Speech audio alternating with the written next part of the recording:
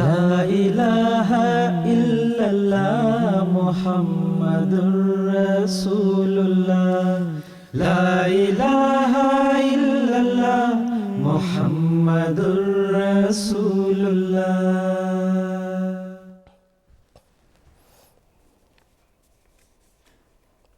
اعوذ باللہ من الشیطان الرجیم، بسم اللہ الرحمن الرحیم۔ قل ما یعبأ بکم ربی لولا دعاؤکم، اے نبی تو کہہ دے، تو ان لوگوں کو بتا دے کہ میرے رب کو کچھ بھی پرواہ نہیں تمہاری اگر تمہاری دعائیں نہ ہوں۔ ناظرین کرام، اس مہینے کا جو حالیہ خطبہ جمعہ تھا 17 جون کو، اس کا آغاز ہمارے پیارے آقا حضور انور اید اللہ تعالیٰ بن نصر العزیز نے اس آیت کریمہ سے فرمایا، وَإِذَا سَأَلَكَ عِبَادِي عَنِّي فَإِنِّي قَرِيبٌ أُجِيبُ دَعْوَةَ الدَّاعِ إِذَا دَعَانِ فَلْيَسْتَجِيبُوا لِي وَلْيُؤْمِنُوا بِي لَعَلَّهُمْ يَرْشُدُونَ۔ اور جب میرے بندے تجھ سے میرے متعلق سوال کریں تو یقیناً میں قریب ہوں، میں دعا کرنے والے کی دعا کا جواب دیتا ہوں جب وہ مجھے پکارتا ہے، بس چاہیے کہ وہ بھی میری بات پر لبیک کہیں اور مجھ پر ایمان لائیں تاکہ وہ ہدایت پائیں۔ حضور نے بیان فرمایا کہ یہ آیت روزے رکھنے کے حکم، اس کی شرائط اور اس سے متعلق احکامات کی آیات کے قریباً بیچ میں رکھ کر اللہ تعالیٰ نے ہمیں رمضان اور دعاؤں کی قبولیت کے خاص تعلق کی طرف توجہ دلائی ہے۔ ناظرین کرام، بلا شبہ رمضان اور قبولیت دعا میں ایک بڑا گہرا اور خاص تعلق ہے، لیکن یہ کوئی خودکار آٹومیٹک کام کرنے والا تعلق نہیں۔ ان دونوں کو باہمی تعلق پیدا ہونے کے لیے عمل اور مجاہدے کی ضرورت ہے، کیونکہ رمضان جو ہے وہ مجاہدے اور عمل کا مہینہ ہے۔ اس میں جیسے کہ ہم سب جانتے ہیں، دیکھ سکتے ہیں کہ صبح سویرے اٹھنا، نوافل کثرت سے ادا کرنا، تلاوت پر زور دینا، صدقہ و خیرات کرنا، رات گئے نوافل پڑھنا، سارا دن بھوک اور پیاس کو برداشت کرنا، تو یہ سب چیزیں ہمیں بتاتی ہیں کہ یہ عمل اور مجاہدے کا مہینہ ہے، اور اگر وہ عمل اور مجاہدہ ہوگا تو پھر یقیناً اللہ تعالیٰ کی رحمت دعاؤں کو قبول بھی کرے گی۔ حضور نے مزید فرمایا کہ اگر ان قوا کو جو اللہ تعالیٰ نے اپنے کمال فضل سے ہم کو عطا کیے ہیں بیکار چھوڑ دیں تو لا ریب ہم کافر نعمت ہیں۔ مسیح موعود علیہ السلام نے فرمایا کہ بس یاد رکھو، اگر اپنی قوتوں اور طاقتوں کو معطل چھوڑ کر دعا کرتے ہیں تو دعا کچھ بھی فائدہ نہیں پہنچا سکتی، کیونکہ جب ہم نے پہلے عطیے سے کچھ کام نہیں لیا تو دوسرے کو کب اپنے لیے مفید اور کارآمد بنا سکیں گے۔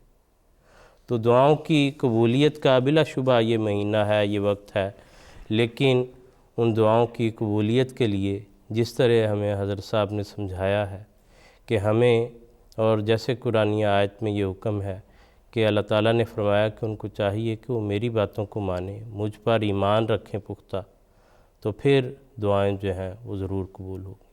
تو اللہ تعالیٰ ہمیں اس مہینے کے تقاضے پورے کرنے کی اور پھر مقبول دعاؤں کی توفیق بخشے۔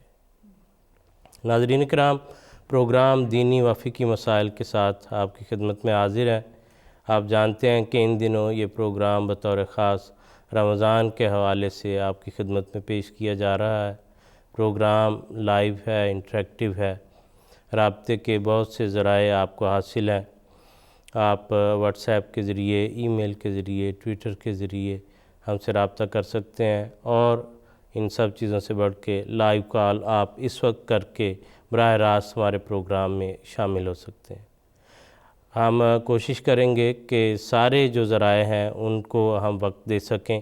اگر واٹس ایپ کے ذریعے آپ نے سوالات بھیجے ہیں ان کو بھی ہم لے سکیں، کال کرتے ہیں وہ تو ہم شامل کر ہی لیں گے، اور باقی جو ای میل کے ذریعے بھی وہ ہم نے آپ کے سوالات وغیرہ نوٹ کر لیے ہیں، ہم انشاءاللہ باری باری علماء کرام سے ان سوالات کے جواب لیتے رہیں گے۔ آج کے ہمارے اس پروگرام میں ہمارے ساتھ جو علماء کرام شرکت فرما رہے ہیں ان میں یہاں لندن اسٹوڈیوز میں مکرم محترم مولانا منصور احمد زیاد صاحب تشریف رکھتے ہیں، اور ٹیلی فون لائن پر استاذی المکرم جناب مولانا مبشر احمد کالوں صاحب مفتی سلسلہ شریک گفتگو ہوں گے۔ پروگرام میں سوالات کا آغاز کرتے ہیں، کیونکہ ہمارے پاس بہت سے سوالات جمع ہیں تو ہم چاہتے ہیں زیادہ سے زیادہ سوالات جو ہیں ناظرین کے ان کے جوابات ان تک پہنچ سکیں۔ تو ابھی ہم چلیں گے محترم مولانا مبشر احمد کالوں صاحب کے پاس اور ان سے ہم سوالات کا آغاز کریں گے۔ السلام علیکم کالوں صاحب۔ وعلیکم السلام ورحمۃ اللہ۔ اور سب پروگرام میں خوش آمدید، اور سوالات کا ہم آغاز کرتے ہیں۔ یہ سوال ہمیں کراچی سے واٹس ایپ کے ذریعے بشیر الدین صدیقی صاحب نے بھیجا تھا۔ بشیر الدین صدیقی صاحب بہت شکریہ، آپ کے سوالات جو ہیں دونوں دفعہ وہ مل گئے ہیں، آپ کی تجاویز بھی مل گئی ہیں، ہم انشاءاللہ ان پر بھی عمل کی پوری کوشش کریں گے۔ مول صاحب انہوں نے سوال یہ پوچھا ہے، وہ کہتے ہیں کہ آج کل بہت سی میڈیسن اس طرح کی ملتی ہیں جو بھوک اور پیاس کو کنٹرول کرنے میں مدد دیتی ہیں، تو کیا ان کا استعمال کرنا روزے کے دنوں میں وہ جائز ہے؟ جی جائز ہے، شرعاً کوئی ممانعت نہیں ہے۔ جی ٹھیک ہے جی مول صاحب، اسی طرح میں نے کہا آپ ہمارے ساتھ ہیں جب، تو میں اور جو ہیں کچھ سوالات وہ بھی آپ سے پوچھنا چاہتا ہوں۔ یہ جرمنی سے ہمیں سوال یہ موصول ہوا تھا کہ وہ کہتے ہیں کہ یہ پروگرام میں بتایا گیا تھا کہ روزے کی حالت میں خون دیا جا سکتا ہے، لیکن بعض دفعہ نہار منہ خون دینا ہوتا ہے اور ویسے کمزوری بھی ہو جاتی ہے، تو ایسے جو حالت ہے اس میں کیا حکم ہے؟ اگر کوئی شخص برداشت کر سکتا ہے تو وہ روزہ رکھ لے، اور اگر کوئی شخص سمجھتا ہے کہ مجھ سے اس طرح خون دینے کے نتیجے میں خواہ روزے کے دوران یا سحری ختم ہونے سے پہلے مجھے اتنی زیادہ کمزوری ہو جائے گی کہ میں روزہ نبھا نہیں سکوں گا، تو وہ پھر اس نے روزہ نہ رکھے، اس کا فدیہ ادا کر دے، اور رمضان کا مہینہ گزرنے کے بعد باقی دنوں میں اس چھوٹے ہوئے روزے کو پورا کر لے۔ مولوی صاحب ایک سوال ان کا یہ بھی تھا کہ اگر الرجی کی شکایت ہو تو کیا ناک کی یا سانس کی تکلیف کی جو دوائی ہے وہ استعمال کر سکتے ہیں اسپرے وغیرہ کی صورت میں؟ جو انہیلر ہے سپرے کی شکل میں، اس کی دوائی تو جسم کے اندر داخل ہو رہی ہے، اس لیے ایسی چیز جو جسم کے اندر داخل ہو رہی ہے اس کا استعمال کرنا جائز نہیں۔ جی ٹھیک ہے مولوی صاحب، بہت شکریہ، جزاکم اللہ احسن الجزا۔ منصور صاحب، ابھی جیسے شروع میں میں نے حضور انور کے خطبہ جمعہ سے بعض اقتباس جو ہیں لے کے وہ ذکر کیا، اور دعاؤں کا خاص جو ہے وہ ذکر یا تعلق ملتا ہے رمضان سے۔ ہمیں ایک سوال جو ہے وہ بھجوایا ہے ایک دوست نے، پاکستان کے ایک نمبر سے ہے، نام نہیں لکھا۔ میں یہ درخواست کرنا چاہتا ہوں کہ اگر آپ اپنا نام اور اپنے شہر کا ملک کا نام بھی لکھ دیں تو وہ زیادہ ہمارے لیے واضح صورت ہوتی ہے، اور ویسے بھی یہ پتہ چل جاتا ہے کہ کہاں کہاں دوست جو ہے وہ دیکھ رہے ہیں، اور اچھا لگتا ہے سننے والوں اور دیکھنے والوں کو بھی کہ اس اللہ تعالیٰ کے فضل سے ساری دنیا سے احمدی جو ہیں وہ اس پروگرام میں شریک ہو رہے ہیں۔ ہمارا منصور صاحب ان کا سوال یہ ہے، وہ کہتے ہیں کہ رمضان کے پہلے، دوسرے اور تیسرے عشرے کی کوئی دعاؤں کا ذکر ملتا ہے مخصوص حدیث میں؟ بسم اللہ الرحمن الرحیم۔ اس طرح کوئی دعاؤں کا ذکر تو نہیں ملتا، صرف یہ ملتا ہے کہ آن حضرت صلی اللہ علیہ وسلم نے رمضان کے پہلے عشرے کو رحمت کا عشرہ قرار دیا، دوسرے عشرے کو مغفرت کا عشرہ قرار دیا، اور تیسرے عشرے کے بارے میں فرمایا کہ اتقم من النار، کہ یہ آگ سے آزادی کا عشرہ ہے۔ تو اس کے متعلق یہ کہتے ہیں فقہاء، یہ کہتے ہیں جو شارحین ہیں اس حدیث کے، وہ کہتے ہیں کہ دراصل تحریک پیدا کرنے کے لیے، نیکیوں میں آگے بڑھنے کے لیے، فاستبقوا الخیرات کے تحت جو ہے یہ سارا آن حضرت صلی اللہ علیہ وسلم نے یہ بیان فرمایا۔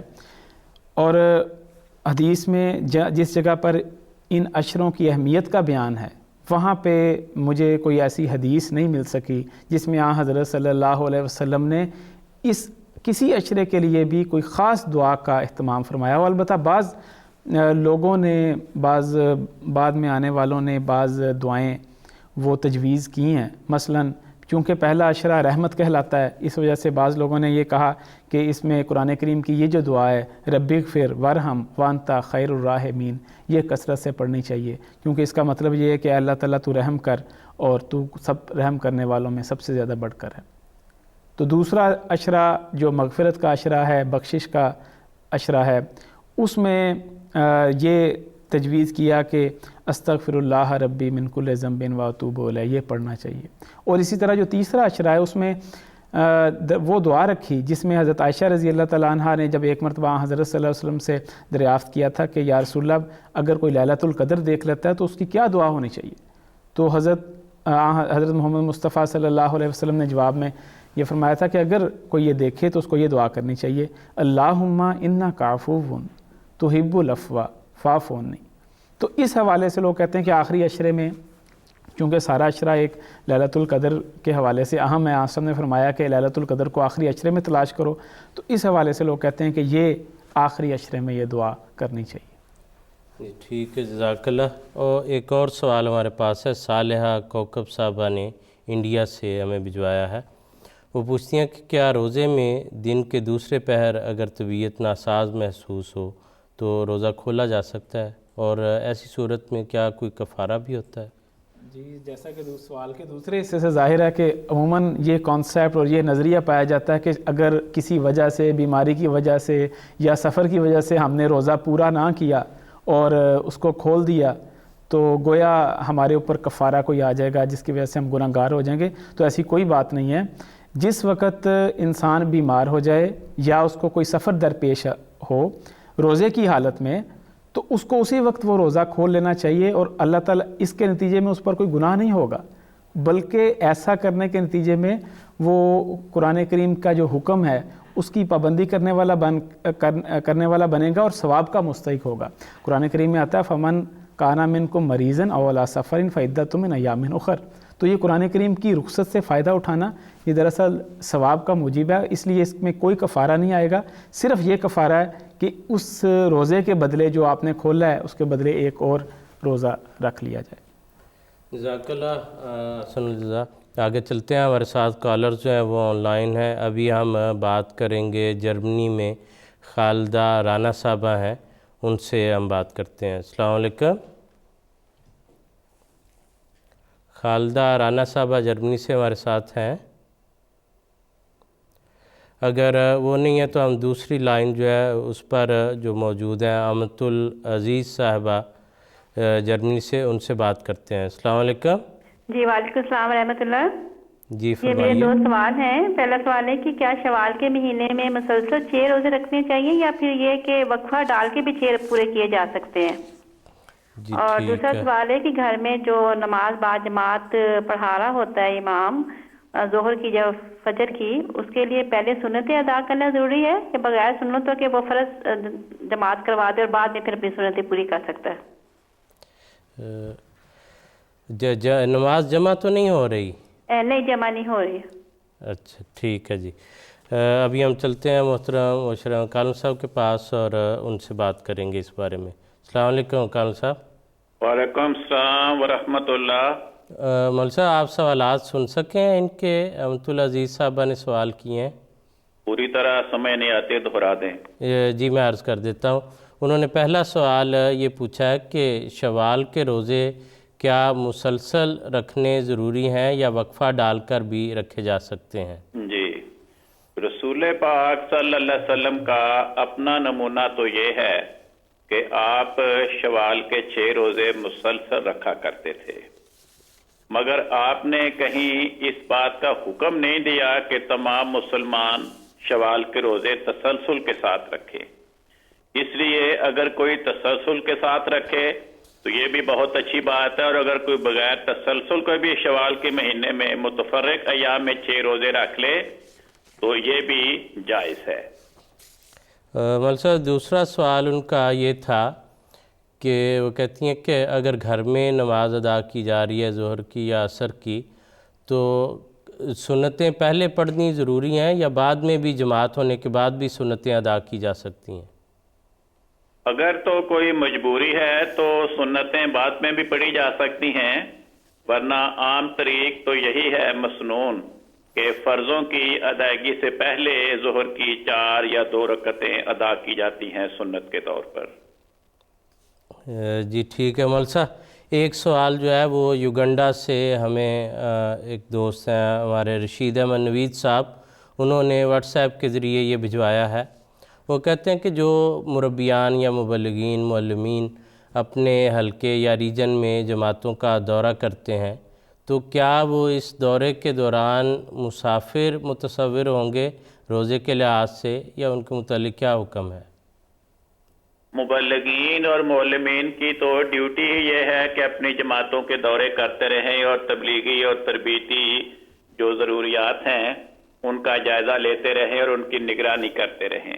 اس لیے ان کا اپنے حلقے کے اندر دورے کرنا وہ سفر شمار نہیں ہوگا، جیسے ڈرائیور کا اپنے علاقے میں ڈرائیونگ کرنا یا کسی ڈاکیے کا اپنے علاقے میں جانا راگ تقسیم کرنے کے لیے وہ سفر نہیں کہلاتا۔ جی ٹھیک ہے، جزاکم اللہ حسن الجزا۔ محمودہ یونس صاحبہ نے بھی کرناٹک انڈیا سے یہی سوال ہمیں بھیجا تھا، آپ نے یہ پوچھا تھا کہ ڈرائیونگ کے تعلق میں جو ہے روزے کے متعلق کیا حکم ہے، تو مول صاحب نے وہ بھی بیان فرما دیا، آپ نے وہ سن لیا ہوگا۔ آگے چلتے ہیں، ہم سوالات کے سلسلے کو آگے لے کے چلیں گے۔ منصور صاحب، ہمیں نثار احمد صاحب نے یا یو کے سے ایک دوست بھائی ہمارے ہیں، انہوں نے یہ سوال پوچھا ہے کہ اعتکاف کا آغاز کب ہوتا ہے اور کتنے دن کا اعتکاف ہوتا ہے؟ حضرت صلی اللہ علیہ وسلم کی یہ سنت تھی کہ آپ آخری 10 دن جو رمضان کا آخری عشرہ ہے اس میں اعتکاف کیا کرتے تھے، اور جو روایت میں یہ آتا ہے کہ حضرت صلی اللہ علیہ وسلم فجر کی نماز پڑھنے کے بعد اپنے معتکف میں داخل ہو جایا کرتے تھے اور پھر اس سے دن اپنے پورے کیا کرتے تھے۔ اور جو ہماری جماعتی موقف ہے وہ یہ ہے کہ 20 تاریخ جو 20 ہے رمضان، اس کو فجر کی نماز کے بعد صبح آپ نے اپنے معتکف میں داخل ہو جانا ہے، کیونکہ 10 دن پورے کرنے ضروری ہوتے ہیں۔ اگر فرض کریں 29 کو عید 29 روزے ہو جاتے ہیں تو اگر 21 کو بیٹھا جائے گا تو اس صورت میں پھر 10 دن پورے نہیں ہوتے، اس لیے 20 تاریخ کو اعتکاف کیا جاتا ہے۔ جی ٹھیک ہے، جزاک اللہ منصور صاحب۔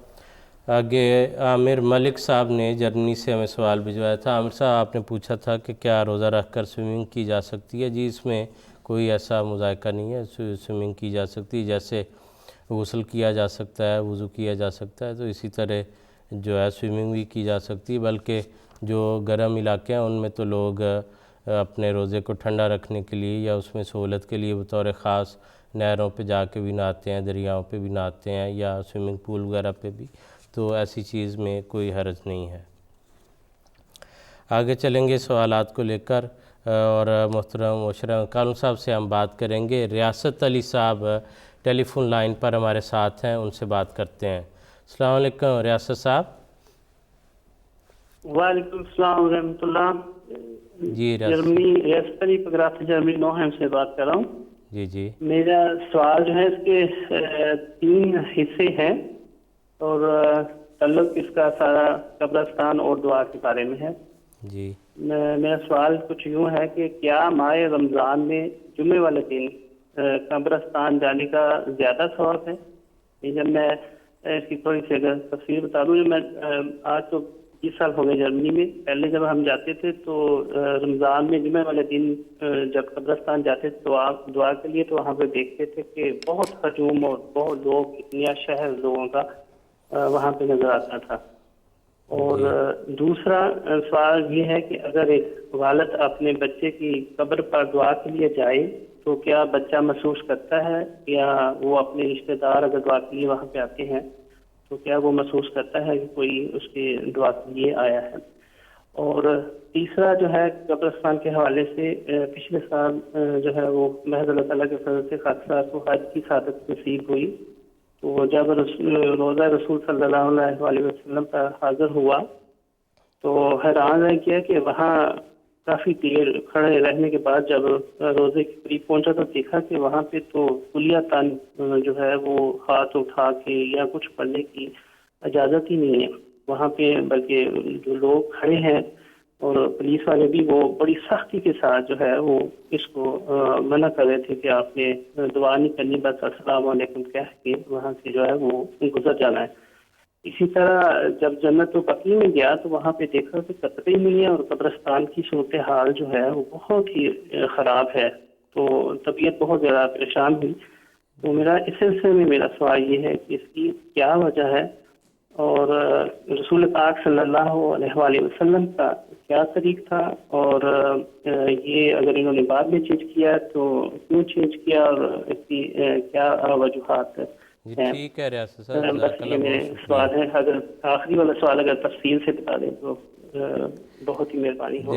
جی ہم کوشش کرتے ہیں جی۔ مطلب ابھی ہم چلیں گے محترم کالم صاحب کے پاس اور ان سے بات کرتے ہیں۔ السلام علیکم کالم صاحب۔ وعلیکم السلام ورحمۃ اللہ۔ ریاست علی صاحب جرمنی سے بات کر رہے تھے، انہوں نے 3 سوالات پوچھے ہیں۔ پہلا سوال انہوں نے یہ پوچھا کہ یہ دیکھنے میں آیا کہ جمعے والے دن قبرستان پر لوگوں کے جانے والوں کا بہت رش ہوتا ہے، رمضان میں بھی خاص طور پہ، تو کیا اس دن جانا جو ہے اس کی کوئی خاص اہمیت ہے، زیادہ ثواب ہے؟ اصل میں جمعے کے دن انسان کی کوشش ہوتی ہے کہ جتنی بھی نیکیاں وہ سمیٹ سکتا ہے سمیٹے، کیونکہ رمضان کے مہینے میں ہر نیکی کا ثواب عام دنوں میں کی جانے والی نیکی سے زیادہ ہوتا ہے، اور پھر جمعے کا دن تو رمضان کے مہینے میں بھی زیادہ ثواب اور برکت کا دن ہے۔ اس لیے لوگ اس شوق میں کہ آج جمعے کا دن ہے زیادہ ثواب اور برکت کما لیں، لوگ قبرستان میں جا کر اہل قبور کے لیے مغفرت کی دعا کرنے کی نیکی کو بھی اپناتے ہیں، اس لیے اس میں کوئی حرج کی بات نہیں۔ جی ٹھیک ہے مول صاحب۔ دوسرا سوال انہوں نے یہ پوچھا ہے، وہ کہتے ہیں کہ کیا ایک بچہ جو فوت ہو گیا ہے، والد اس بچے کی قبر پر جاتا ہے، تو کیا اس بچے کو یا اور عزیز رشتہ دار جاتے ہیں تو کیا ان کو یہ پتہ چلتا ہے کہ کوئی ان کے عزیزوں میں سے آیا ہے؟ اور مول صاحب اس کے ساتھ ہی ایک سوال اس سے پہلے ہمیں موصول ہوا تھا، عرفان احمد صاحب نے گجرانوالہ سے ہمیں یہ پوچھا تھا کہ کیا جو آخرت کی زندگی ہے اس میں عزیز رشتہ دار جو ہیں وہ ایک دوسرے کو پہچان سکیں گے؟ وہ بات یہ ہے کہ جو انسان فوت ہو کر اگلے جہان میں چلا گیا، خواہ وہ ہمارا رشتہ دار ہے یا غیر رشتہ دار ہے، عام حالات میں تو اسے دنیا کے اور ہمارے حالات کا پتہ نہیں ہوتا، لیکن بعض اوقات اللہ تعالیٰ فوت شدگان کو بعض اوقات دنیا میں رہنے والے افراد کی باتیں بھی بتا دیتا ہے۔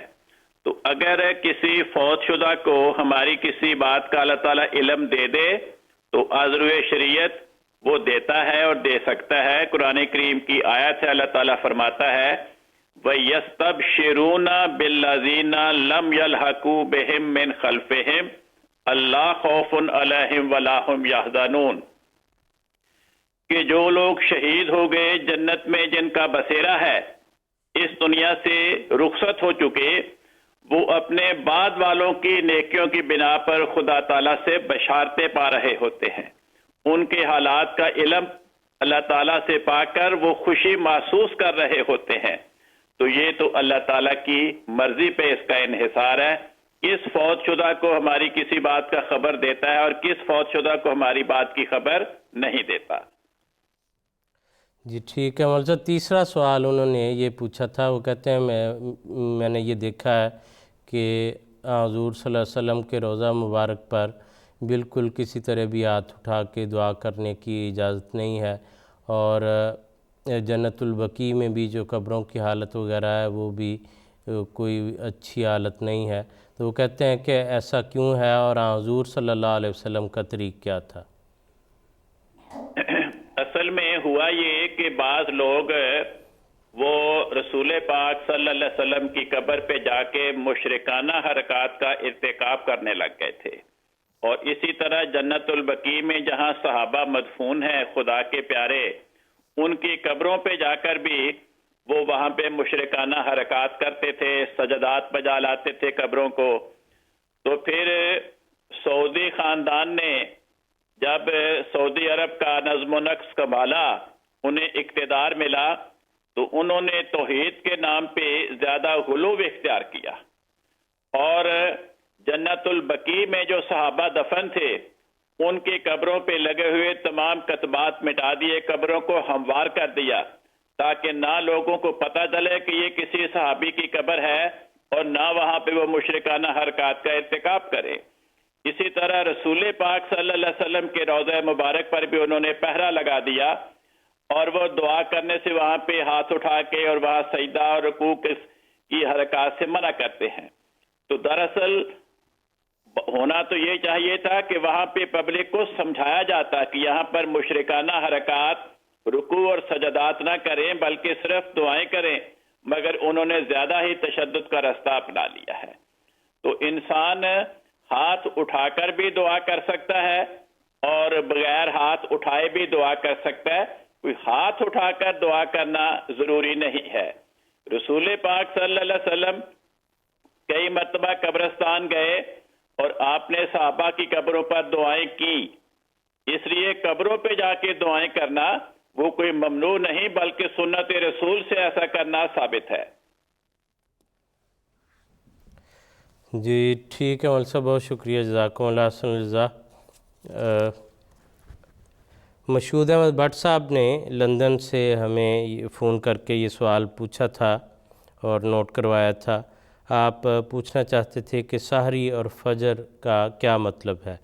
تو مشہور صاحب یہ عرض ہے کہ السحر جو ہے عربی کا یہ لفظ ہے، اور آخر اللیل رات کا آخری حصہ، یا قبیل صبح صبح ہونے سے کچھ پہلے، تو یہ اس کا مطلب ہے۔ اور الفجر جو ہے صبح کی روشنی کو الفجر کہا جاتا ہے۔ آگے جو سوالات ہمیں موصول ہوئے مختلف ذرائع سے ان پر ہم بات کرتے ہیں۔ منصور صاحب، یہ ڈاکٹر عظمیٰ صاحبہ نے ربوہ سے ہمیں یہ سوال پوچھا ہے۔ وہ کہتی ہیں کہ وطر میں دعائے قنوت ہم رکوع کے بعد پڑھتے ہیں، لیکن BA کی کتاب میں انہوں نے یہ بھی لکھا ہوا پڑھا ہے کہ رکوع سے پہلے پڑھنی چاہیے، تو کیا درست طریق ہے یا دونوں طرح پڑھی جا سکتی ہے؟ میرے علم کے مطابق تو احادیث میں یہ ملتا ہے کہ حضرت صلی اللہ علیہ وسلم نے جب وطر میں آپ نے قنوت کیا ہے تو عموماً رکوع کے بعد ہی کیا ہے، اور یہی کثرت سے رواج تھا کہ رکوع کے بعد کیا ہے۔ لیکن دوسرا رواج بھی ملتا ہے، بعض روایات میں یہ بھی آتا ہے کہ حضرت صلی اللہ علیہ وسلم نے اس سے پہلے بھی کیا، لیکن اس میں جو اولا طریق ہے جس پر حضرت صلی اللہ علیہ وسلم کا دائمی عمل تھا وہ یہی تھا کہ کثرت کے ساتھ حضرت صلی اللہ علیہ وسلم نے رکوع کے بعد ہی قنوت پڑھی ہے، اور وہ پہلا عمل تھا۔ جو آخری عمل تھا وہ یہی تھا کہ رکوع کے بعد چونکہ پڑھی، اس لیے وہ زیادہ اولا ہے اور اسی کے مطابق عمل ہوگا۔ اور دونوں طرح جو ہے وہ ذکر بہرحال میں ملتا ہے۔ جی بالکل، اور اس میں ایک اسی سے ملتا جلتا سوال ہے، سلطانہ محمود صاحبہ نے، ان کی عمر بچی ہیں عزیزہ، 8 سال ان کی عمر ہے، گیمبیا سے یہ سوال بھیجا ہے۔ وہ کہتی ہیں اگر میں دعائے قنوت پڑھنا بھول جاؤں تو پھر کیا کیا جائے؟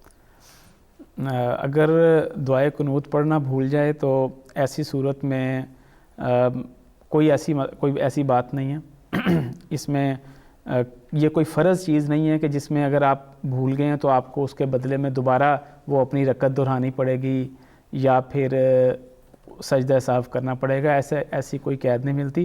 صرف اگر فرض کوئی چیز رہ جاتی ہے تو اس کے اوپر آپ کو وہ رکعت دہرانی پڑتی ہے یا پھر سجدہ سہو کرنا پڑتا ہے۔ تو اس میں دونوں اصول نہیں لگتے کیونکہ یہ فرائض میں شامل نہیں ہے، بلکہ مستحب ہے کہ اگر یہ پڑھ لی جائے تو بہتر ہے، لیکن اگر کوئی نہیں پڑھے گا تو اس میں اس کو بہرحال سجدہ سہو لازم نہیں آئے گا۔ لیکن اس میں یہ بھی بہرحال دھیان رہے کہ کثرت کے ساتھ جماعت احمدیہ میں بھی یہ رواج ہے اور ہم لوگ اس کی پابندی کرتے ہیں۔ حضرت مسیح موعود علیہ الصلوۃ والسلام سے حضرت پیر سراج الحق نعمانی صاحب رضی اللہ تعالیٰ نے ایک دفعہ پوچھا کہ لوگ کہتے ہیں کہ یہ روایت کمزور ہے، تو آپ کا اس کے بارے میں کیا خیال ہے؟ حضور نے فرمایا کہ روایت بے شک لوگوں کے نزدیک کمزور ہوگی، لیکن یہ جو دعائے قنوت کے الفاظ ہیں یہ ایسی سچی توحید پر مشتمل ہیں کہ یہ الفاظ حضرت صلی اللہ علیہ وسلم کی ذات کے علاوہ کسی اور شخص کے منہ سے نکل ہی نہیں سکتے. تو اس لیے یہ پڑھنی تو ضرور چاہیے، لیکن اگر کوئی بھول جاتا ہے تو اس پر سجدہ صاحب لازم نہیں آئے گا. جزاک اللہ، بہت شکریہ. ابھی ہم فون لائن پر جو کالرز ہیں ان سے بھی بات کرتے ہیں. قرۃ العین صاحبہ جرمنی سے ٹیلی فون لائن پر ہمارے ساتھ ہیں، ان سے بات کرتے ہیں. السلام علیکم. السلام علیکم. قرۃ العین صاحبہ جرمنی سے ہمارے ساتھ ہیں فون پر.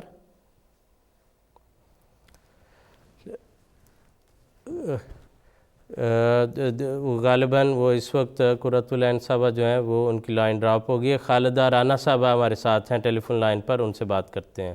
السلام علیکم. جی السلام علیکم ورحمۃ اللہ. پہلے تو پیارے آقا کی خدمت میں سلام پیش کرتی ہوں اور ایک چھوٹی سی درخواست کرتی ہوں کہ اگر یہ پروگرام مہینے میں ایک دفعہ لائیو ہو جایا کرے کہ ہمارے لیے جو آسانی ہو جائے گی. جو لوگ اتنی میل وغیرہ نہیں لکھ سکتے یا لیٹر کا بھی لکھنے کی مشکل ہے تو آپ سے لائیو سوال کر کے پوچھ سکتے ہیں. اب میرا سوال یہ ہے کہ کسی نے پوچھا ہے کہ جب ہم کمیٹی ڈالتے ہیں اللہ کے فضل سے ہر مہینے چندہ تو دیا جاتا ہے لیکن وہ کمیٹی کچھ اکٹھی ہو جاتی ہے تو کیا اس پہ بھی زکوٰۃ ہوگی؟ یا پھر کسی کے پاس ایک رقم ہے 2000 4000 وہ کسی کو قرض حسنہ کے طور پہ دے دیتے ہیں کہ آپ لے لیں استعمال کر لیں، جب آپ کی کمیٹی نکلے گی تو دے دیجیے گا، تو کیا اس چیز پہ بھی زکوٰۃ ہوگی یا کہ نہیں؟ یہ برائے مہربانی وعد ہے. اللہ تعالیٰ آپ کو بہت جزائے خیر دے اور جماعت کو دن دگنی رات چگنی ترقی دے. اوکے اللہ. جزاک اللہ جی، بہت شکریہ آپ کی دعاؤں کا، اور آپ کی تجویز جو ہے اس کو بھی نوٹ کر لیا. انشاءاللہ ہم کوشش کریں گے کہ ہم لائیو پروگرام جو ہیں وہ نسبتاً زیادہ کر سکیں. آپ کے سوال کے لیے ابھی ہم چلتے ہیں محترم مشرف کالم صاحب کے پاس اور ان سے بات کرتے ہیں. السلام علیکم کالم صاحب. وعلیکم السلام ورحمۃ اللہ. مول صاحب یہ عرض ہے کہ ابھی خالدہ رانا صاحبہ جرمنی سے ٹیلی فون لائن پر ہمارے ساتھ تھیں. انہوں نے یہ سوال پوچھا ہے کہ چندہ تو باقاعدگی سے دیا جاتا ہے لیکن کمیٹی ڈالی ہوتی ہے اور وہ رقم کچھ جمع ہو جاتی ہے تو کیا اس پر بھی زکوٰۃ لاگو ہوگی؟ اور دوسری چیز یہ کہ اگر کسی کو کچھ قرض دے رکھا ہے کچھ رقم تو کیا اس پر زکوٰۃ لاگو ہوگی؟ اگر 7.5 تولے سونے کی قیمت کے برابر یا اس سے زیادہ نقدی کسی انسان کے پاس سال بھر جمع رہے تو اس پر زکوٰۃ لاگو ہوگی.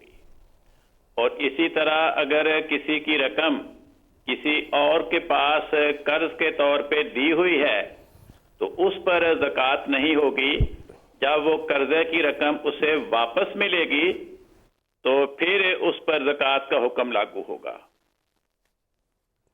ملسہ ایک اور سوال اس سے ملتا جلتا ہی ہمیں آج ہمارے اسٹوڈیو میں فون کر کے یہ پوچھا گیا ہے. انہوں نے کہا کہ اگر کوئی ایسا شخص ہے جو ایسی حالت ہے مالی تنگی کی کہ جس کا اپنا گزارا صدقے پر ہوتا ہے تو کیا اس پر چندہ جو ہے وہ لاگو ہوگا؟ جی چندہ تو اسے اس آمد پہ دینا ہوگا جو اسے ملے گی، خواہ اسے صدقہ کے طور پہ ملے، خواہ اسے تحفہ کے طور پہ ملے، خواہ اسے کسی کام کی اجرت کے طور پہ ملے. جزاک اللہ. مولسا یہ سوال ایک ہمارے پاس ہے ای میل کے ذریعے ہمیں کولون جرمنی سے ارسلان علی باسی صاحب نے بھیجا ہے. مولسا وہ کہتے ہیں کہ میرا یہ مشاہدہ ہے گزشتہ 7 سال کا کہ پورے یورپ میں جو جماعت کی عیدیں جو ہیں وہ لندن جماعت کی عید کے مطابق ہی ہوتی ہیں. تو کہتے ہیں کہ یہ کیسے ممکن ہے کہ پورے یورپ میں ایک ہی وقت میں چاند نظر آ جائے؟ اگر گزشتہ 7 سالوں میں ممکن ہو گیا ہے تو ہم اس پہ کیا اعتراض کر سکتے ہیں؟ جی ٹھیک ہے مولزا، یہ کہ گویا یہ ایسی بات ہے جو واقعہ ہو چکی ہے، یعنی اگر یا مگر جو ہے وہ تو کسی آئندہ آنے والے کسی نظریے پر ہوتا ہے، اور یہ تو ہوگا اور کیا نہیں ہوگا. یہ بات کہ گزشتہ 7 سالوں میں یہ واقعہ ہو گیا، اب ہم اس پہ کیا اعتراض کریں کہ کیوں ہو گیا؟ یہ تو ہمارے اختیار میں نہیں ہے. جی ٹھیک ہے مولسا، بہت شکریہ. مولسا یہ ایک سوال ہمیں پاکستان سے کسی نے یہ پوچھا ہے، اپنا نام انہوں نے نہیں لکھ سکے. وہ کہتے ہیں کیا ہم اپنے کسی رشتہ دار کی طرف سے رمضان میں قرآن کا دور کر سکتے ہیں؟ ایسا کرنا احادیث سے ثابت نہیں ہے۔ جزاکم اللہ۔ مولوی صاحب یہ ایک بچے کا ایک سوال ہے، وہ بھی اگر آپ مہربانی کر کے بتا دیں۔ سمیر احمد امینی صاحب نے جرمنی سے یہ پوچھا، 10 سال ان کی عمر ہے۔ وہ کہتے ہیں کہ کیا حضور صلی اللہ علیہ وسلم کے زمانے میں بھی بچوں کو 12 بجے تک روزہ رکھوایا جاتا تھا؟ یہ تو بعد کے زمانے میں بچوں کو جب شوق پیدا ہوا کہ بڑوں کو دیکھ کر ہم بھی روزہ رکھیں، تو بچوں کے شوق کی وجہ سے اور بڑوں کو دیکھ کر ان کے ضد اختیار کرنے کی وجہ سے یہ رواج پیدا ہو گیا کہ ٹھیک ہے تم رکھ لو اس کو۔ ہمارے عام طور پہ پاکستان میں چڑی روزہ کہتے ہیں، یعنی چڑیا کی طرح کا چھوٹا سا روزہ، تو ورنہ یہ کوئی شرعی بات نہیں ہے۔ جی ٹھیک ہے مولوی صاحب، ایک سوال جو ہے سہرش صاحبہ نے ربوہ سے پوچھا ہے۔ وہ کہتی ہیں کہ اگر کوئی روزہ بھی نہیں رکھ سکتا اور فدیے کی بھی توفیق نہیں ہے تو پھر کیا کیا جائے؟ پھر وہ کچھ بھی نہ کرے، پھر صرف ندامت کے ساتھ خدا کی بار میں استغفار کرتا رہے، دعائیں کرتا رہے۔ جزاک اللہ مولوی صاحب، بہت شکریہ۔ پھر ہم آپ کی طرف واپس آئیں گے۔ ابھی کچھ سوالات جو ہیں محترم منصور صاحب سے ہم جو ہے ڈسکس کرتے ہیں۔ مانور صاحبہ نے ٹورنٹو کینیڈا سے یہ سوال ہمیں پوچھا ہے۔ وہ کہتی ہیں اگر کسی کا آئرن لیول کم ہے اور ڈاکٹر نے دوائی دی ہوئی ہے تو کیا وہ روزہ رکھ سکتا ہے؟ ایسی صورت میں اگر ڈاکٹر نے دوائی دی ہے اور اس نے ساتھ ہدایت کی ہے کہ یہ آپ نے مسلسل استعمال کرنی ہے، تو ایسی صورت میں چونکہ وہ بیمار کے زمرے میں آ جائیں گی، اس وجہ سے بہتر یہ ہے کہ وہ روزہ نہ رکھیں اور اس کے بدلے بعد میں پورا کر لیں۔ جب وہ کورس جو ہے وہ پورا ہو جائے، جتنے دنوں کے لیے انہوں نے یہ تجویز کیا ہے ڈاکٹر صاحب نے، اس کورس کا مکمل ہونے کے بعد وہ پھر بعد میں روزہ رکھ سکتی ہیں۔ منصور صاحب، تو روف صاحبہ نے جرمنی سے یہ سوال 2 ہم سے پوچھے ہیں۔ وہ کہتی ہیں اگر کوئی بیمار ہو اور فدیہ دے دے تو کیا صحت کے بعد بھی روزے رکھنے ہوں گے؟ حضرت مسیح موعود علیہ السلام نے فرمایا ہے کہ ایک دفعہ میں یہ غور کر رہا تھا کہ فدیہ کیوں رکھا گیا ہے، تو فرمایا کہ میں اس نتیجے پر پہنچا کہ فدیہ دراصل روزے کی توفیق دینے کے لیے رکھا گیا ہے، کہ جب انسان کسی وجہ سے روزہ نہیں رکھ سکا تو وہ فدیہ دے گا تو اللہ تعالیٰ اس کو توفیق دے دے گا کہ بعد میں وہ روزے پورے کر سکے۔ تو یہ بڑی اچھی بات ہے کہ فدیہ دینے کے بعد جب ان کو توفیق ہو تو وہ روزے پورے کر لیں، کیونکہ صرف فدیہ دے دینا اور روزے نہ رکھنا، اس کے نتیجے میں حضرت مسیح نے فرمایا کہ یہ اباحت کا دروازہ کھولنے والی بات ہے اور یہ درست نہیں ہے، بلکہ فدیہ دینے کے بعد بھی جب صحت ہو تو روزے رکھنے چاہیے۔ صوفیہ احمد صاحبہ نے جرمنی سے پوچھا ہے منصور صاحب، کیا تراویح پڑھے بغیر روزہ رکھا جا سکتا ہے؟ تراویح پڑھنا تو احادیث سے پتہ چلتا ہے کہ شرط نہیں ہے، لیکن حضرت صلی اللہ علیہ وسلم جیسا کہ پہلے بھی ذکر ہو چکا ہے کہ حضرت صلی اللہ علیہ وسلم اس مہینے میں کثرت کے ساتھ خدا تعالیٰ کو یاد کیا کرتے تھے، اور اگر تہجد تو حضرت صلی اللہ علیہ وسلم پہلے بھی پڑھا کرتے تھے، تو لیکن اس مہینے میں کہتے ہیں کہ حضرت عائشہ رضی اللہ تعالیٰ عنہ کی روایت ہے کہ لا تسأل عن حسنہن و طولہن، کہ آپ وسلم ایسی نماز پڑھا کرتے تھے کہ بس ان کی خوبصورتی کے بارے میں پوچھو ہی مت، اور یہ حالت ہی شدہ میزہ رہو کہ اس وقت آپ اپنی کمر کس کر گویا میدان میں آ جایا کرتے تھے اور کثرت سے باتیں کیا کرتے تھے۔ تو تہجد دراصل جو نماز تراویح پڑھی جاتی ہے وہ دراصل تہجد کے قائم مقام یا تہجد کا ایک بدل ہے، کہ جو کمزور لوگ تہجد نہیں پڑھ سکتے، تہجد کے وقت اٹھنا مشکل ہے، وہ پھر تراویح پڑھ لیں۔ تو رمضان کے ساتھ اس کا بہرحال ایک تعلق ہے، تو اگر کوئی پڑھ لیتا ہے تو یہ ثواب والی بات ہے، لیکن اس کے بغیر بہرحال روزہ ہو جاتا ہے اور جو خدا تعالیٰ کے احکامات ہیں اس پر عمل ہو جاتا ہے۔ جی ٹھیک ہے، بہت شکریہ۔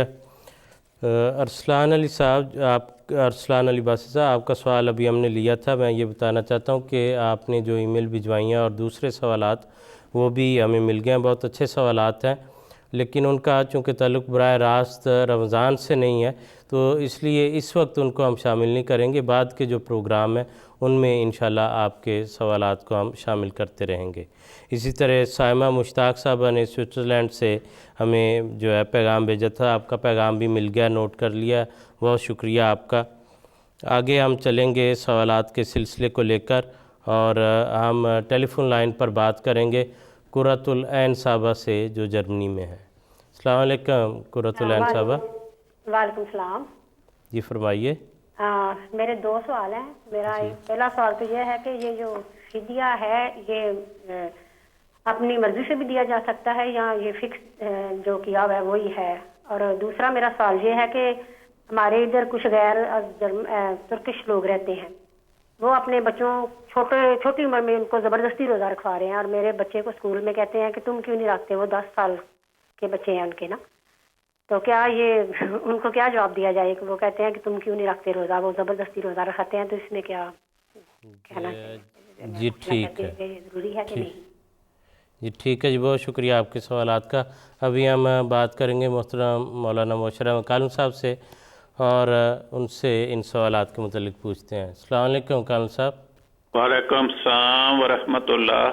مولانا صاحب ابھی قرۃ العین صاحبہ جرمنی سے ہم سے بات کر رہی تھی، انہوں نے یہ سوال پوچھا کہ کیا فدیہ اپنی مرضی سے بھی دیا جا سکتا ہے یا جو اس کی کوئی مقرر شدہ رقم ہو وہی دینی چاہیے؟ اگر تو کسی جماعت کے ملکی انتظام نے اپنے ملکی حالات کے مطابق یہ غور کر کے کم از کم فدیے کی شرح مقرر کی ہے تو ہمیں اس کے مطابق فدیہ کی ادائیگی کرنی چاہیے، لیکن اگر کوئی شخص یہ سمجھتا ہے کہ میرے حالات زیادہ مالی وسعت رکھتے ہیں اور میرا معیار اس کم از کم شرح سے زیادہ ہے تو اپنی مالی استطاعت اور توفیق کے مطابق اس سے بڑھ کر اس سے زیادہ شرح کے ساتھ بھی فدیہ ادا کر سکتا ہے، اس میں کوئی حرج نہیں۔ جزاک اللہ مولانا صاحب۔ دوسرا سوال انہوں نے یہ پوچھا ہے، وہ کہتی ہیں کہ غیر جماعت لوگ ہیں، ان کے بچے اسکول میں آتے ہیں، انہوں نے روزے رکھے ہوتے ہیں اور ہمارے بچوں کو وہ کہتے ہیں کہ آپ لوگ کیوں نہیں رکھتے، تو اس کے متعلق کس طرح ان کو جواب دیا جائے؟ شریعت نے تو بالغوں پر روزہ رکھنا فرض قرار دیا ہے، جو بچے ہیں، نابالغ ہیں، بوڑھے ہیں، ان پہ شریعت نے روزہ فرض نہیں کیا۔ ان کو یہ جواب دینا چاہیے کہ ہمیں شریعت کے احکام کی پابندی کرنی چاہیے۔ جی ٹھیک ہے، جزاک اللہ مولانا صاحب۔ مولانا صاحب یہ سوال ہمیں پچھلے دنوں ہمارے ایک دوست ہیں انہوں نے یہاں پوچھا تھا، وہ کہتے ہیں کہ یہ متفق علیہ حدیث ہے، یعنی صحیح بخاری اور صحیح مسلم میں بھی ہے، حضرت عائشہ رضی اللہ تعالیٰ عنہ کی روایت ہے کہ حضور صلی اللہ علیہ وسلم جب بھی میرے پاس ہوتے تھے تو عصر کے بعد کی 2 رکعتیں آپ نے کبھی مس نہیں کیں، کبھی نہیں چھوڑی۔ دوسری طرف ہمیں یہ حکم بھی ملتا ہے کہ عصر سے لے کر مغرب تک کوئی نماز نہ پڑھی جائے، تو ان دونوں باتوں میں کیا تطبیق ہے، وضاحت جو ہے وہ پلیز کرتے ہیں۔ جی، اگر ایک کام رسول پاک صلی اللہ علیہ وسلم نے خود کیا ہے اور ہمیں بھی کرنے کا حکم دیا ہے تو ہمیں وہ کام کرنا چاہیے، یا آپ نے کیا ہے ہمیں حکم نہیں دیا تو پھر بھی ہمیں آپ کے نمونے کی پیروی کرتے ہوئے اس کام کو کرنا چاہیے۔ لیکن اگر آپ نے ایک کام کیا ہے اور افراد امت کو اس کام کرنے سے منع فرمایا ہے تو افراد امت آپ کے حکم کی اطاعت کے پابند ہے۔ اس لیے جب آپ نے ہمیں منع فرمایا کہ تم لوگوں نے عصر کی نماز سے سورج غروب ہونے تک نفل نہیں پڑھنے، تو اگر ہم اس وقت نفل پڑھیں گے تو آپ کے حکم کے نافرمان قرار پائیں گے۔ جی ٹھیک ہے، جزاک اللہ مولانا صاحب۔ یہ ایک سوال ہمیں ایک ہماری بہن نے جرمنی سے یہ واٹس ایپ کے ذریعے ہم سے پوچھا ہے، وہ کہتی ہیں کہ اگر کسی عورت کا خاوند طاقت ہونے کے باوجود صرف سگریٹ کی عادت کی وجہ سے روزہ نہ رکھے اور بیوی کو اس بات کا بہت دکھ ہو تو کیا وہ بیوی اپنے خاوند کی طرف سے اس بات کے لیے فدیہ دے سکتی ہے؟ فدیہ تو دے سکتی ہے، لیکن اس کے فدیہ دینے سے خاوند روزہ رکھنے کے جرم سے بری نہیں ہو جاتا۔ اسے روزہ رکھنے کی نصیحت کرنی چاہیے اور اپنے خاوند کے لیے دعائیں بھی کرنی چاہیے۔ جی ٹھیک ہے مولانا صاحب، یہ سوال ہم سے پوچھا ہے محمد بلال صاحب نے ربوہ سے۔ وہ کہتے ہیں کہ اگر کوئی عورت سمجھتی ہے کہ وہ روزہ رکھ کر بچوں کی دیکھ بھال صحیح طرح سے نہیں کر سکتی تو کیا وہ بعد میں روزے رکھ سکتی ہے؟ اگر تو ایسی عورت ہے جو بچے کو اپنی چھاتیوں کا دودھ پلاتی ہے تو اسے اس دوران روزے نہیں رکھنے چاہیے۔ وہ جب دودھ پلانے کی عمر ختم ہو جائے تو اس وقت اپنے چھوٹے ہوئے روزوں کو ادا کرے اور اس دوران فدیہ ادا کرے۔ لیکن اگر کوئی عورت ایسی ہے کہ وہ اپنے اولاد کو چھاتیوں کا دودھ نہیں پلا رہی، فیڈر کا دودھ پلا رہی ہے، یا بچے شیر خارگی کی عمر سے بڑے ہو گئے ہیں اور محض اس لیے کہ مجھے ان کے کپڑے دھونے پڑتے ہیں، ان کو نہلانا پڑتا ہے، ان کو کھلانا پڑتا ہے، تو میں روزہ نہیں رکھوں گی، تو یہ کوئی عذر نہیں ہے روزہ چھوڑنے کے لیے۔ جی ٹھیک ہے مولوی صاحب، ایک سوال جو ہے یہ ہمیں سلمہ سعید صاحبہ نے کینیڈا سے بھی بھجوایا تھا، اور لقمان احمد دانش صاحب نے گلگت سے بھجوایا ہے، اور اسی طرح ٹورنٹو کینیڈا سے انہوں نے اپنا نام نہیں لکھا، تو ملتے جلتے سوالات ہیں۔ میں عرض کر دیتا ہوں کہ انہوں نے پوچھا کہ اگر کیا روزے کے دوران ٹوتھ پیسٹ یا ماؤتھ واش سے کلی کرنا جائز ہے؟ اور مولوی صاحب دوسرا سوال ایک دوست نے یہ پوچھا ہے کہ اگر پیسٹ کرنا منع ہے اس وجہ سے کہ اس کا کوئی اپنا خاص فلیور ہوتا ہے، تو کہتے ہیں کہ اسی طرح پھر مسواک کا بھی فلیور ہوتا ہے اور اس کی اجازت ہے، تو یا پھر کسی مسواک والے فلیور کا کوئی ٹوتھ پیسٹ استعمال کیا جائے؟ حضرت رسول پاک صلی اللہ علیہ وسلم کے بارے میں ایک صحابی بیان کرتے ہیں کہ رسول پاک صلی اللہ علیہ وسلم روزے کے دوران اتنی کثرت کے ساتھ مسواک کیا کرتے تھے کہ میں اس تعداد کو گن نہیں سکتا، اور مسواک آپ خشک بھی کرتے تھے اور تار مسواک بھی کرتے تھے، تو اس سے استنباط کرتے ہوئے یہ مسئلہ جائز قرار پاتا ہے کہ ٹوتھ پیسٹ کے ساتھ برش کرنا روزے کی حالت میں یا ماؤتھ واش کی کلی کرنا یہ جائز ہے، خلاف شریعت بات نہیں ہے۔ مولوی صاحب عامر شہزاد صاحب نے سری لنکا سے ہم سے یہ پوچھا ہے، وہ کہتے ہیں کہ لفظ مکروہ کا کیا مطلب ہے، اور روزے یا نماز کے مکروہ ہو جانے اگر ہو جائے تو اس کا کیا کفارہ ہے، اور اسی طرح ایک روزے کا فدیہ کیا ہے؟ مکروہ کے معنی ہے ایسا کام جو پسندیدہ نہیں ہے، یعنی جائز تو ہے لیکن پسندیدہ نہیں ہے۔ ہر مکروہ کام ناجائز نہیں ہوتا۔ باقی یہ بات کہ روزے کا فدیہ کیا ہے، وہ ہر علاقے کے حالات کے مطابق ایک جوان تندرست آدمی کی ایک دن کی خوراک کی شکل میں ہو یا خوراک کی قیمت کی شکل میں ہو، یہ ایک دن کے روزے کا فدیہ ہے۔ مولوی صاحب یہ نور صاحبہ نے ٹنڈو والا یار سندھ سے اور شازیہ رحمان صاحبہ نے جرمنی سے سوال ہم سے پوچھا، ملتے جلتے سوالات ہیں۔ پہلا انہوں نے یہ پوچھا کہ اگر کوئی صحت کے لحاظ سے کمزور ہے تو کیا پھر بھی ضروری ہے کہ وہ پورے روزے رکھے؟ اور شازیہ رحمان صاحبہ نے یہ سوال کچھ اس طرح سے پوچھا ہے کہ بعض لوگ کہتے ہیں کہ ہم روزہ برداشت نہیں کر سکتے، تو اس بارے میں شریعت کیا کہتی ہے؟ بات یہ ہے کہ کمزور اگر تو کمزور اس لیے ہے کہ اسے کوئی بیماری ہے، ابھی تازہ کسی بیماری سے اٹھا ہے، گو صحت تو ہو گئی ہے، بیماری ختم ہو گئی لیکن ابھی تازہ بیمار ہے، خطرہ ہے کہ اگر اس حالت میں اس نے روزہ رکھ لیا تو اس کے جسم کی کمزوری کی بنا پہ وہ بیماری یا کوئی اور بیماری دوبارہ پلٹ آئے گی، تو پھر وہ روزے نہ رکھے۔ رمضان کا مہینہ گزرنے کے بعد جب وہ سمجھے اپنے آپ کو کہ اب میں صحت کے لحاظ سے اس قابل ہو گیا ہوں کہ میرا جسم برداشت کر لے گا، اس وقت وہ اپنے چھوٹے ہوئے روزے رکھے۔ اور اگر کمزوری سے مراد یہ ہے کہ ایک انسان ضعیف العمر ہو گیا ہے اور اس کے اعضاء اتنے کمزور ہو گئے ہیں کہ وہ روزہ برداشت ہی نہیں کر سکتا، تو اس کے بارے میں قرآن کریم نے فرمایا کہ وَعَلَى الَّذِينَ يُطِيقُونَهُ، ایسے لوگ جو بڑی تکلیف اور مشقت کے باوجود روزہ رکھنے کی طاقت نہیں رکھتے، وہ مسکین کا فدیہ ادا کریں۔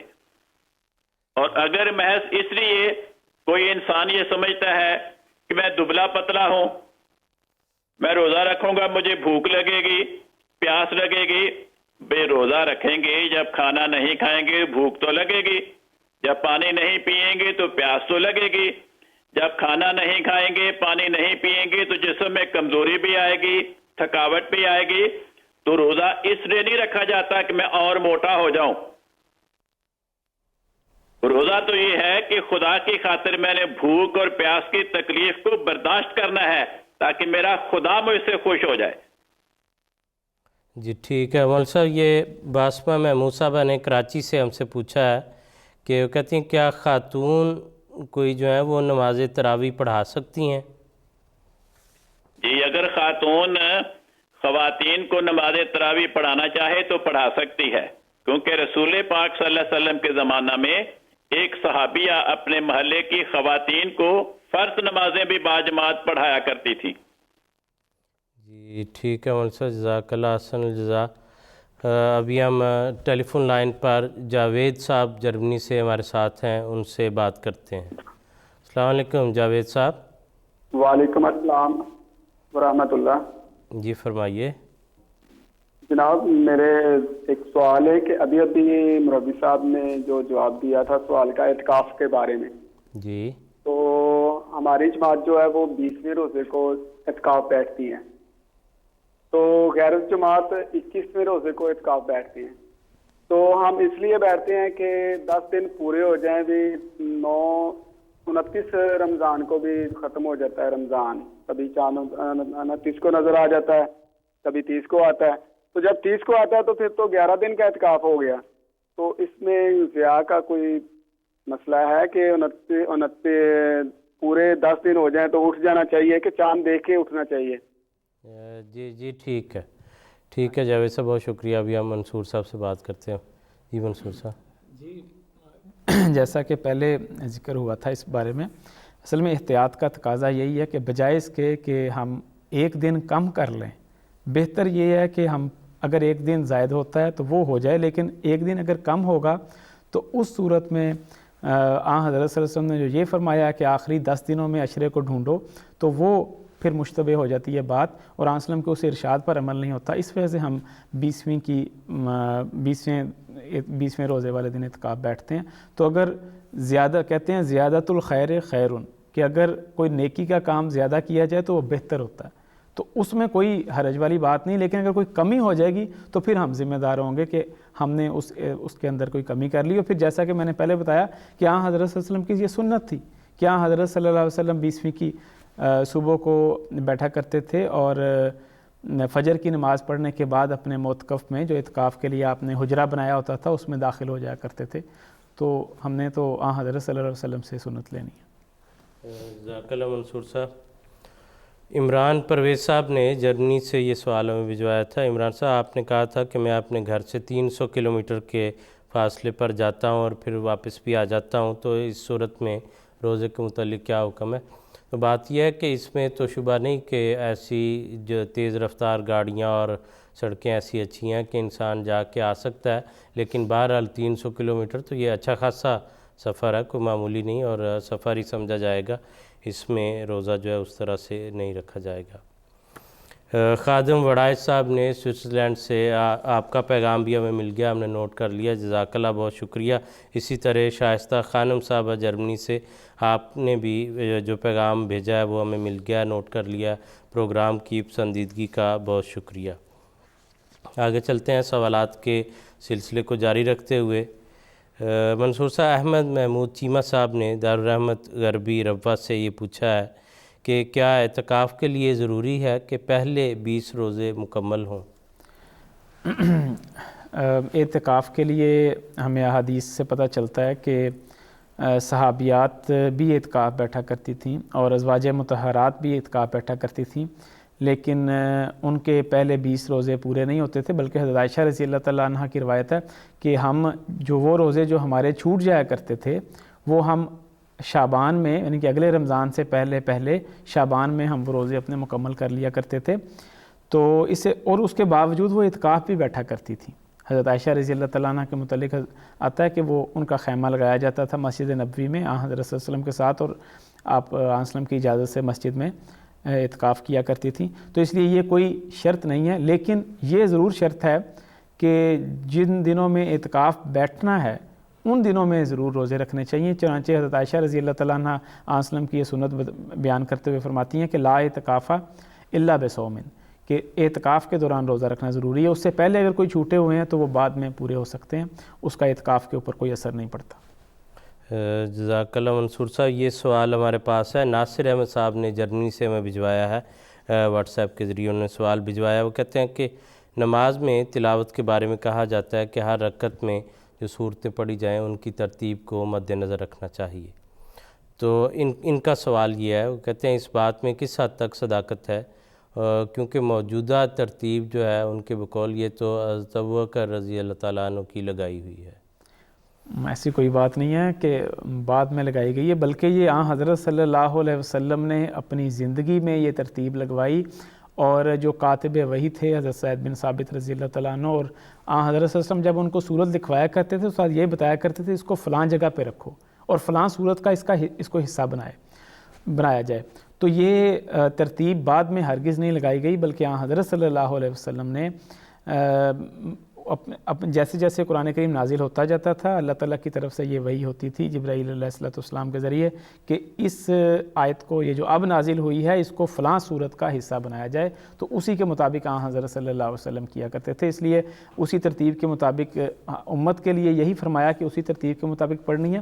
البتہ جو نزولی ترتیب ہے وہ ایک الگ ترتیب تھی, اس کے متعلق تو قرآن کریم میں اللہ تعالیٰ نے فرمایا کہ ہم نے اس وجہ سے آہستہ آہستہ قرآن کریم نازل کیا مختلف مواقع کے حوالے سے, تاکہ تیرے دل کو ہم تقویت دیں, مضبوطی عطا کریں. اس لیے اس میں کوئی حرج نہیں ہے. جزاک اللہ منصور صاحب, بہت شکریہ. ابھی سوالات جو ہیں ناظرین کرام وہ آپ لوگوں کے ہمارے پاس یہاں لکھے ہوئے بھی موجود ہیں.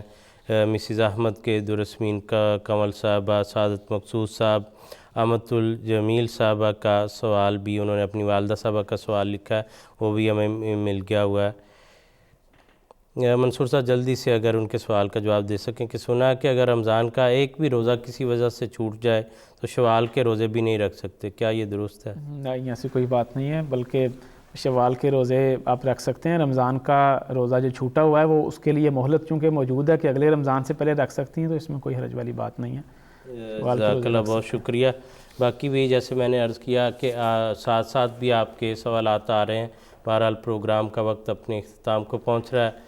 اگلے ہفتے انشاءاللہ پھر ملاقات ہوگی, اور اگلے ہفتے میں جب ہم داخل ہوں گے تو اعتکاف کا وقت بھی ہوگا, اور پھر لیلۃ القدر کا وقت جو ہے وہ بھی آ رہا ہوگا. تو اس حوالے سے بھی آپ کوئی سوالات جو پوچھنا چاہیں وہ پہلے بھی لکھ کر بھیج سکتے ہیں, اور اس وقت بھی براہ راست کال کر کے وہ ہم سے آپ پوچھ سکتے ہیں.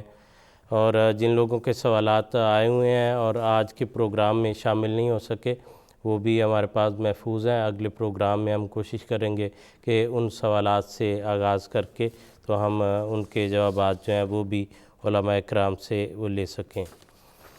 دونوں بزرگان کا شکریہ ادا کرتے ہیں, اور اس کے ساتھ ہی آپ سے اجازت چاہتے ہیں. اگلے ہفتے انشاءاللہ اسی وقت پر پھر ملاقات ہوگی.